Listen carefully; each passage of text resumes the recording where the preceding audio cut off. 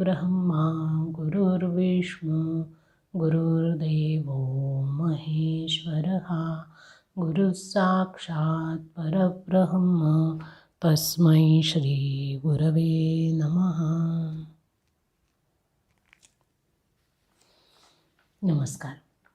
आपण गुरु साक्षात परब्रह्म ही संकल्पना पाहतो आहोत आणि ही संकल्पना जास्तीत जास्त स्पष्ट व्हावी म्हणून गुरूंकडनं शिष्याला जे दान मिळतं त्या दानामध्ये ज्ञान, संस्कार आणि शक्ती ह्या 3 गोष्टी त्याला मिळत असतात.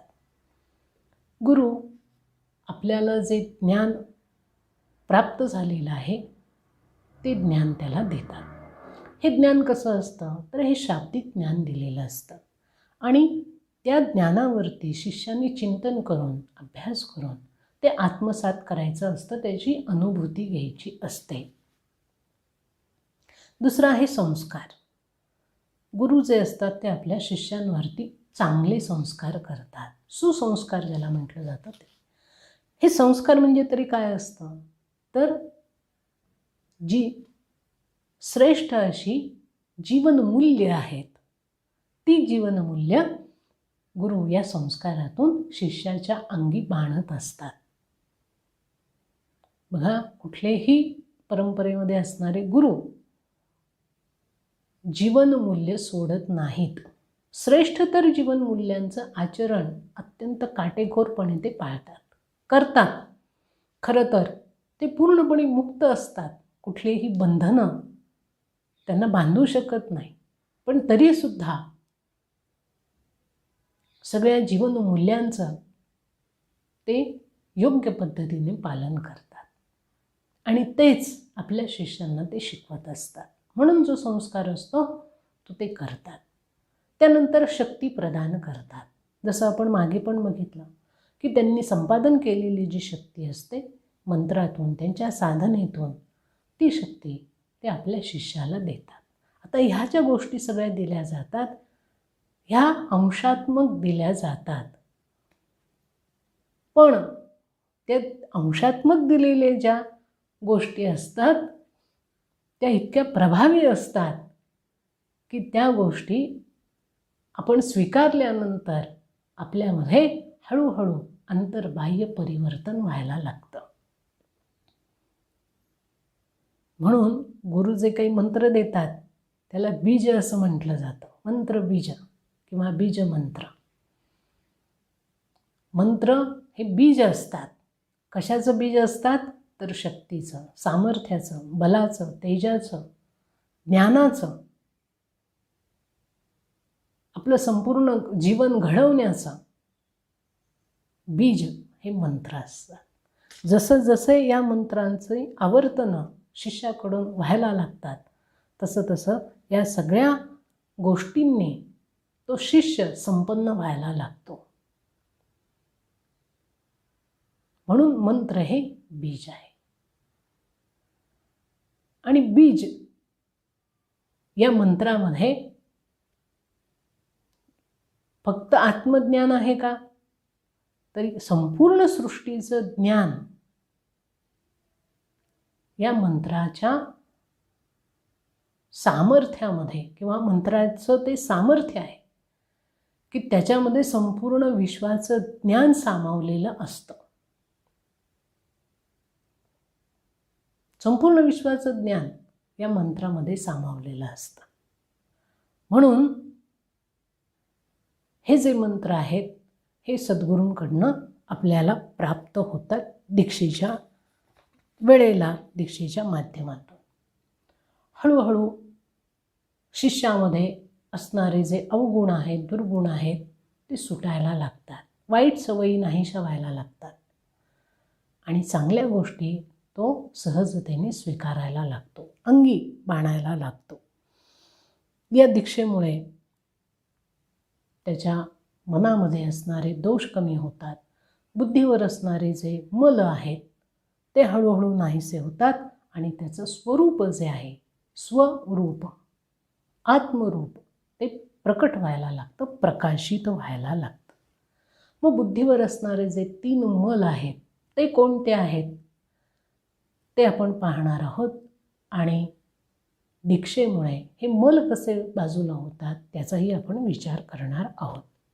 हे जे 3 मल आहेत त्यांना आणीवमल, मायिमल आणि कर्ममल असं म्हटलं जातं. 3 प्रकारचे मल आहेत. एक आहे आणीव मल. या मलांनी तो आत्मा बांधला जातो, झाकला जातो. जसं आपण पाहतो की एखादा लाईट असेल, बल्ब असेल आणि त्या बल्बवरती आपण एखादं आवरण ठेवून दिलं आणि तो बल्ब आपण लावला तर त्याचा जो मूळचा प्रकाश आहे तो सगळा पडत नाही, तो अंधुक प्रकाश पडायला लागतो. तेच त्याच्यावरचं आवरण जर आपण दूर केलं तर त्याचा जो प्रकाश आहे तो पूर्णपणे आपल्याला जाणवायला लागतो, अनुभवायला येतो. किंवा कंदिलाचं उदाहरण आहे, पण हल्ली कंदील फारसे कोणाला माहिती नाहीत. कंदिलाची जी काच असते त्या काचेवरती काळीमा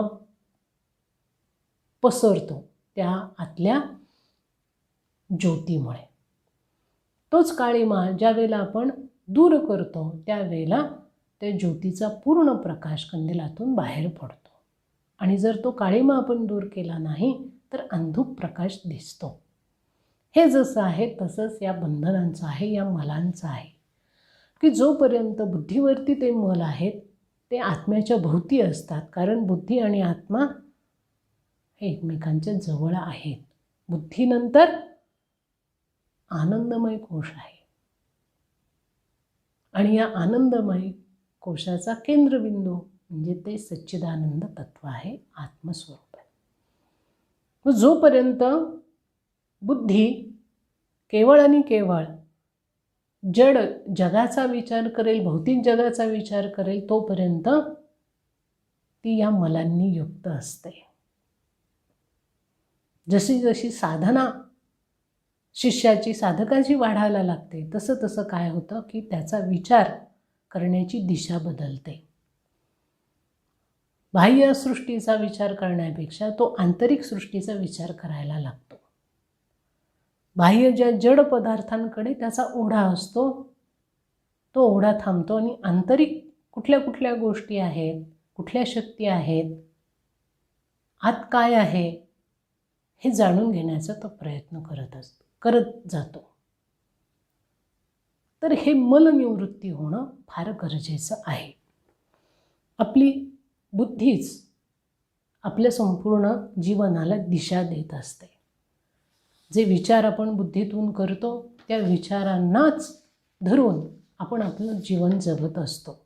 एखादी गोष्ट जर आपल्याला पटली तर आपण मान्य करतो, नाही पटली आणि सगळ्या जगाला जरी पटली तरी आपण तिच्याकडे लक्ष देत नाही. का? कारण माझ्या बुद्धीला ती पटत नाही म्हणून. जग एका दिशेला चाललेलं असतं आणि आपण दुसऱ्या दिशेला चालत असतो. का? कारण माझ्या बुद्धीला पटत नाही म्हणून. आणि ही बुद्धी जी आहे ती भौतिक जगात जोपर्यंत रमलेली आहे तोपर्यंत केवळ जड पदार्थांमध्येच आनंद शोधते. सूक्ष्म पदार्थांमध्ये काय आनंद असतो किंवा सूक्ष्म पदार्थ नेमके काय आहेत, कुठे आहेत, कसे आहेत याविषयी मात्र तिला कुठलीही जाणीव नसते. दीक्षेमुळे काय होतं तर या मलांची निवृत्ती व्हायला लागते आणि आत्म्याचं जे शिवस्वरूप आहे ते प्रकट होतं. खरं तर आपला आत्मा हा पारमार्थिक दृष्टीने पूर्ण शिवस्वरूप आहे. असं जरी असलं तरी आणीव नावाचा जो मल आहे त्या मलामुळे आपल्याला आपलं संपूर्ण अस्तित्व, आपलं संपूर्ण स्वरूप माहिती नसल्यामुळे आपण स्वतःला अपूर्ण आणि संकुचित मानत असतो.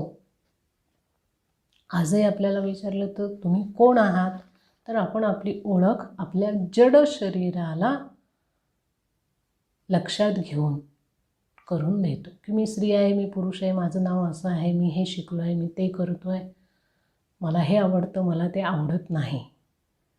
हे सगळं कुणाला लक्षात घेऊन केलेलं आहे, तर हे शरीराला लक्षात घेऊन आपण आपली ओळख करून देतो. फार तर फार मनाचा त्याच्यामध्ये थोडासा विचार असतो. पण शरीर, मन, बुद्धी यांच्या पलीकडे जे मूळ तत्व आहे, जे शिवस्वरूप आहे, ज्याच्यामुळे या शरीराला अस्तित्व आहे, मनाला अस्तित्व आहे, बुद्धीला अस्तित्व आहे, त्याची जाणीवच नसल्यामुळे आम्ही फक्त शरीर म्हणजे मी आहे असं समजतो आणि तशीच ओळख करून देतो. खरं तर आपलं आत्मस्वरूप हे कसं आहे? पूर्ण आहे, व्यापक आहे, उदात्त आहे. पण आपण स्वतःला अत्यंत संकुचित असं मानतो, अपूर्ण मानतो. उदाहरणच द्यायचं झालं तर आदिशंकराचार्यांना ज्यावेळेला त्यांच्या गुरूंनी विचारलं की बाळ तू कोण आहेस, त्यावेळेला त्यांनी उत्तर दिलं की मी शिव आहे, मी शिवस्वरूप आहे. म्हणजे त्यांनी स्वतःची ओळख आत्म्याकडे पाहून दिली. मी तो शिवस्वरूप आत्मा आहे. मी अमक्याचा मुलगा, तमक्याचा मुलगा, माझं वय इतकं आहे, मी इकडून आलो, मी तिकडून गेलो, हे त्यांनी सांगितलं नाही. हा फरक आहे. हा फरक का आहे? कारण त्यांच्या बुद्धीमध्ये असणारा हा जो मल आहे तो नाहीसा झालेला आहे. त्यांची बुद्धी मल मुक्त झालेली आहे आणि आपली बुद्धी मलयुक्त आहे. म्हणून आपण या संसाराच्या बंधनांनी बांधलेलो आहोत, स्वतःला बांधून घेतलं आहे, स्वतःला या शरीरामध्ये बांधून घेतलं आहे. शरीराची जी ओळख आहे त्या ओळखीमध्ये स्वतःला बांधून घेतलं आहे. आणि म्हणून आपण स्वतःला शिवस्वरूप समजत नाही, आत्मस्वरूप समजत नाही.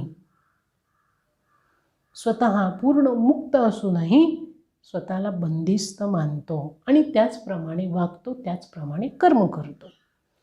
या संकुचित वृत्तीमुळे, विचारांमुळे होतं काय की वेगवेगळे शुभ आणि अशुभ वासना आपल्या मनामध्ये उद्भवतात. आपण स्वतःला माणूस मानतो. आपण माणूस नाही आहे का? आपण माणूस आहोत, निश्चितपणाने आहोत. पण नर असूनही आपण नारायण आहोत. आपण नारायण स्वरूप आहोत हे विसरलो आणि स्वतःला नर समजायला लागलो. नर म्हणजे मनुष्य. आपण माणूस समजायला लागल्यामुळे वेगवेगळ्या वासना उपभोगण्याची वृत्ती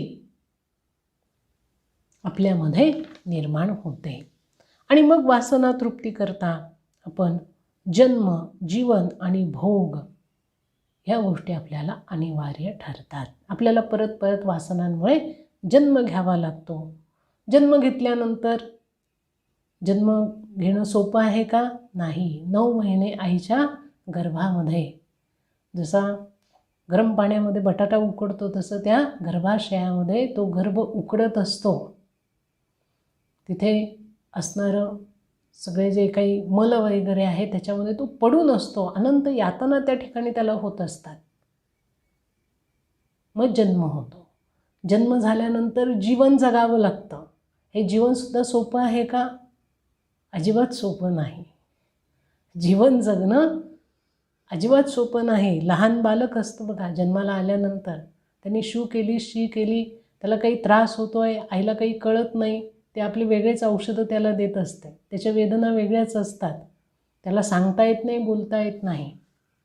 नंतर बोलता यायला लागतं, सांगता यायला लागतं, पण त्याला काही कळत नाही असं आईवडिलांना वाटतं. म्हणून ते जसं म्हणतील त्या पद्धतीने त्याला राहावं लागतं, वागावं लागतं.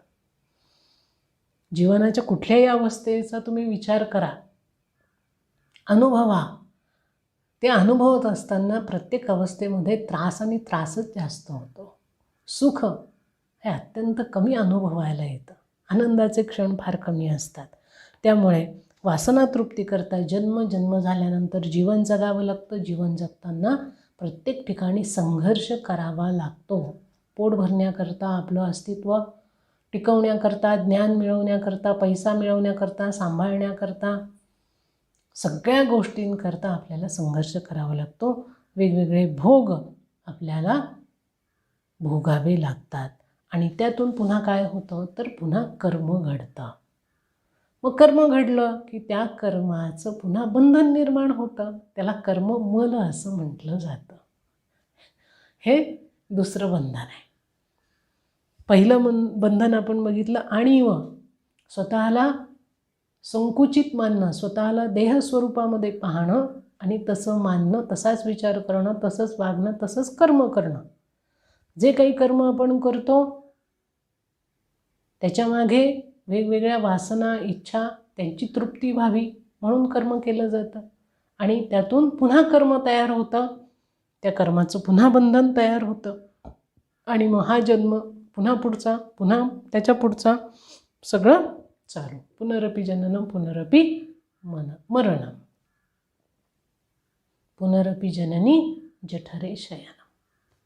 पुन्हा जन्माला या, पुन्हा आईच्या गर्भामध्ये तिथे उकडपिंडी आपली होतेच आहे. वेदना होतात, त्रास होतो, हे सगळं सातत्याने चालू असतं. त्यानंतर जन्माला आल्यानंतर जीवन जगत असताना नियती, प्रारब्ध हाही भाग त्याच्यामध्ये असतो आणि नाना प्रकारचे भोग आपण भोगतो. नियतीचे, प्रारब्धाचे तडाखे आपल्याला बसतात. त्याच्यातून सुटण्यासाठी आपण धडपडतो आणि त्याही अवस्थेमध्ये तो जो आपल्या विचारांवरती एक प्रभाव असतो की ही गोष्ट नियतीमुळे घडली आहे, माझ्या प्रारब्धामुळे घडलेली आहे आणि या प्रारब्धाचा एक मल आपल्याला बांधून ठेवत असतो. त्याला मायुमल असं म्हटलं जातं. एक आहे आणीवमल, दुसरा आहे कर्ममल आणि तिसरा आहे मायुमल. ह्या 3 मलांमुळे आपण बांधले जातो आणि परत परत जन्माला येतो, परत परत त्याच गोष्टी भोगतो. दीक्षेमुळे काय होतं तर हे जे मल आहेत, हे मल हळूहळू सुटायला लागतात, हे शिथिल होतात, त्यांची पकड जी आहे ती कमी होते आणि मलनिवृत्ती व्हायला लागते. जशी जशी मलनिवृत्ती व्हायला लागते तसं तसं आपण सगळ्या प्रकारच्या बंधनांपासून हळूहळू मुक्त व्हायला लागतो. सगळ्या प्रकारच्या पाशांमधून आपली सुटका व्हायला लागते आणि मग ते जे शिवतत्व आहे, आत्मतत्व आहे, सच्चिदानंद तत्व आहे, त्याची अभिव्यक्ती व्हायला लागते. त्यातूनच ही दीक्षा सिद्ध होत जाते. आपण जन्मोजन्मी जे काही कर्म करतो ते कर्म परिपक्व ज्या वेळेला होतं त्याच वेळेला त्या कर्मातून आपली मुक्तता होते. पण ज्या वेळेला आपण दीक्षा घेतो त्यावेळेला मात्र जेवढी काही कर्मबंधनं आपली आहेत ती शिथिल होत जातात आणि साधनेची जी तीव्रता असते त्या तीव्रतेतून सर्व प्रकारचे कर्म एक साथ नष्ट व्हायला लागतात.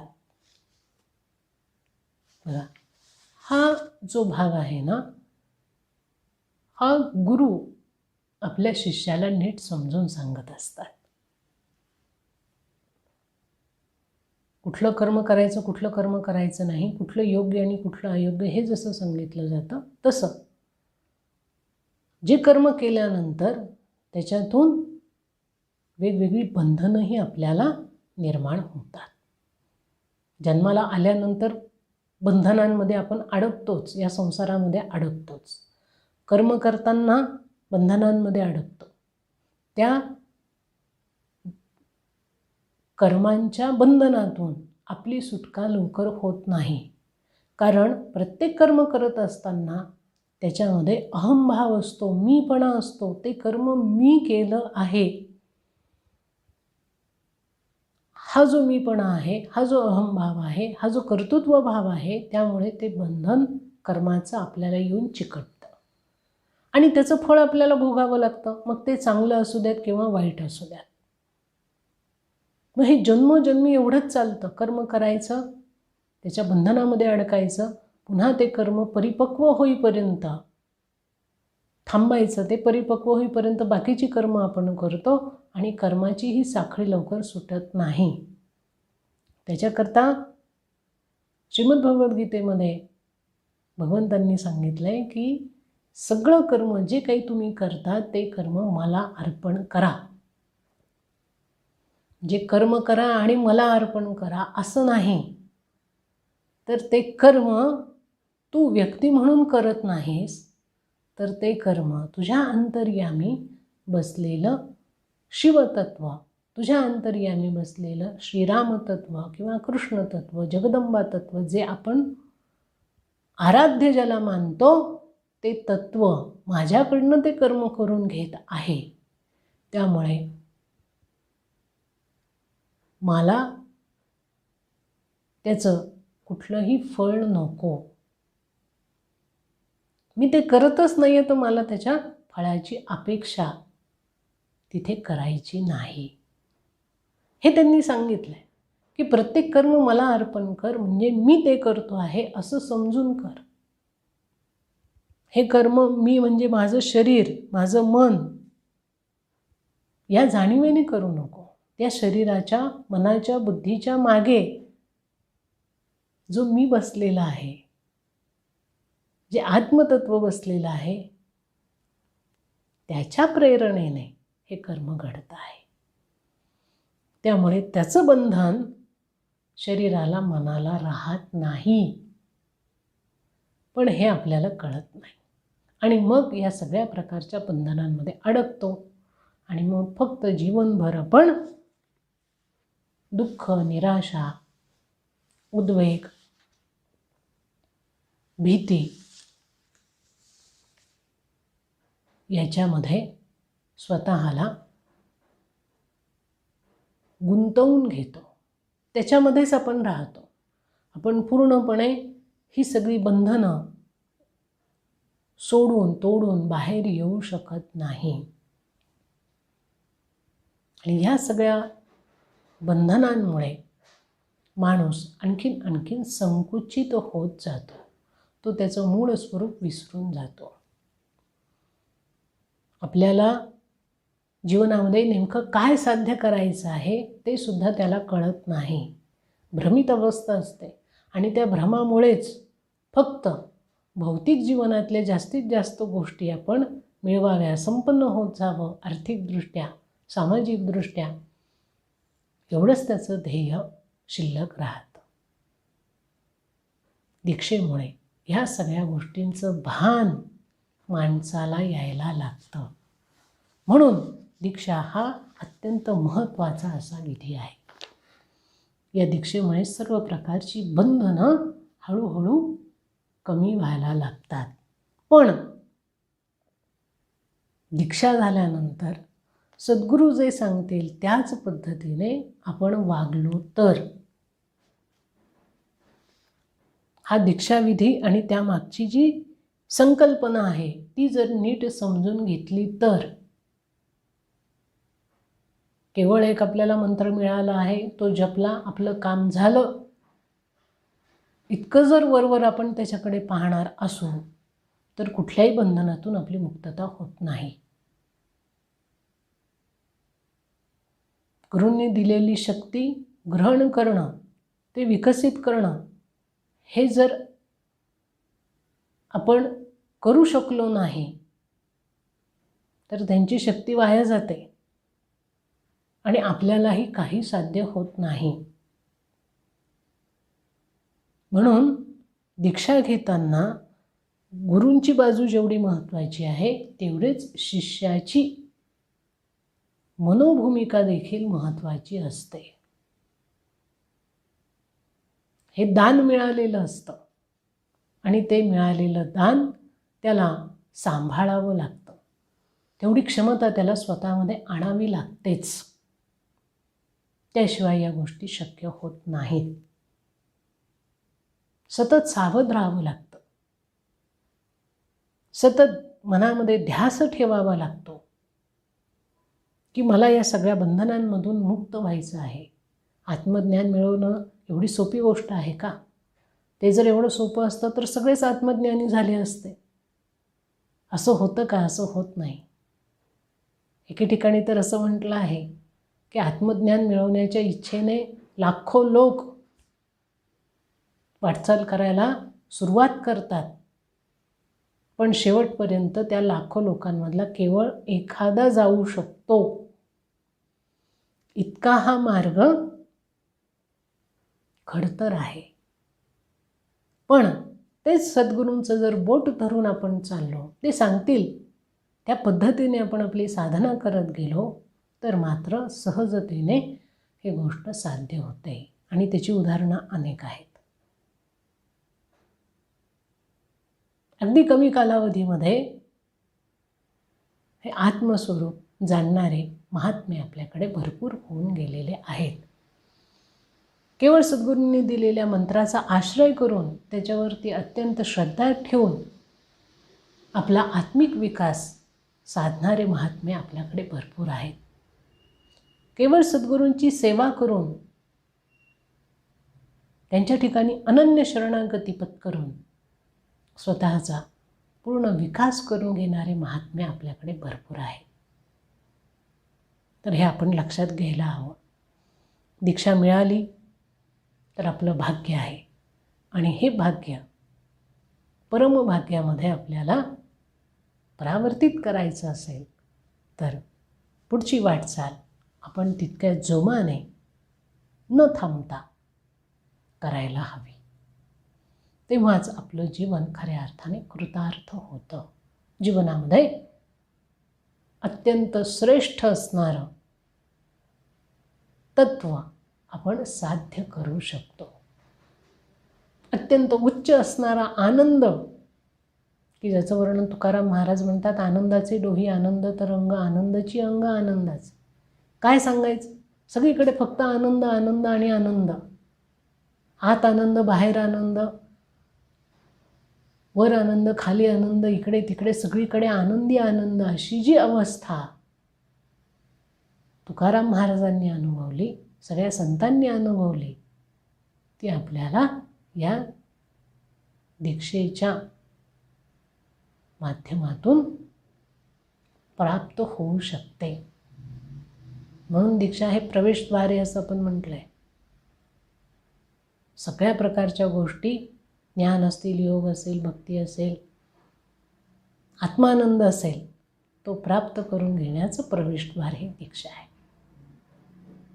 तर ज्यांना दीक्षा मिळाली असेल त्यांनी या गोष्टीचा नीटपणाने विचार करावा. आपण काय वागतो, कसे वागतो, कसं वागायला हवं, काय वागायला नको, याचा विवेक आपणच आपला ठेवायला हवा. प्रत्येक वेळेला आपले सद्गुरू आपला कान धरून सांगणार नाही. आपलं आत्मपरीक्षण आपणच करायला हवं. आपण लहान नाही. सद्गुरू मार्गदर्शन करतातच, पण याचा अर्थ अगदी उठल्या बसल्या ते मार्गदर्शन करतील असं नाही. ते आपण आपलं समजून घ्यावं. आज आपण या ठिकाणी थांबूया. उद्या याचा पुढचा आपण भाग पाहणार आहोत. तोपर्यंत ओम गुम श्री गुरुदेवाय नमः.